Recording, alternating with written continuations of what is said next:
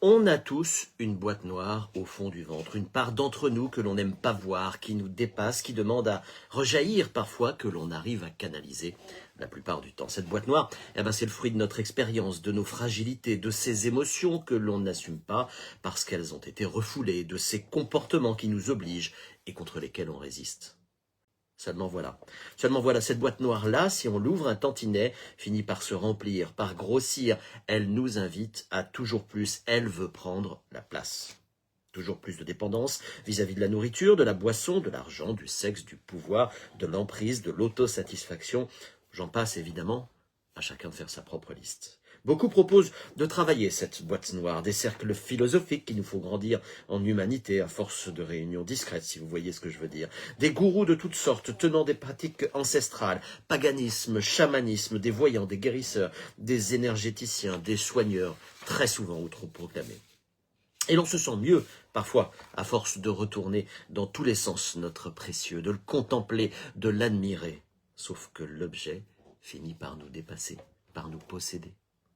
Au cinéma, dans les séries, les monstres sont nombreux, hideux, avilissants, parfois sournois et beaux du dehors. La perversion fait homme.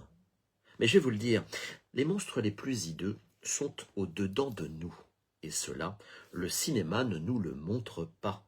Cela nous ferait certainement bien trop peur, car oui, nous avons peur de nous-mêmes, et le malin le sait. Lui qui se fait si discret, il se joue de nos craintes, de nos angoisses, il les embrasse, les solutionne même parfois, à coups de table de Ouija, de réponses sournoises à nos suppliques, pour mieux nous emprisonner dans nos névroses. La solution ? La solution, c'est de sortir cette boîte noire de soi le plus possible, même si elle colle, même si elle change de couleur, même si elle change de forme. Il faut donc l'offrir à plus grand et plus fort que soi.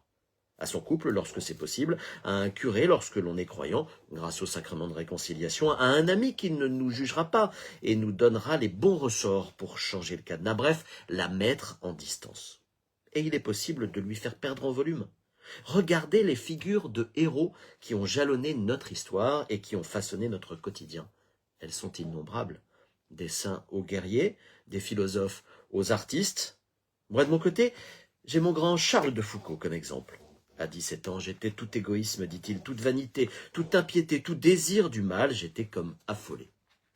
Et de poursuivre dans une de ses pensées, l'âme trouve la paix lorsqu'elle cesse de vouloir pour elle-même et s'abandonne à la volonté divine.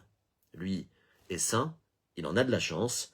Moi, j'ai encore trop faim, trop soif et trop envie de ce monde. À la semaine prochaine.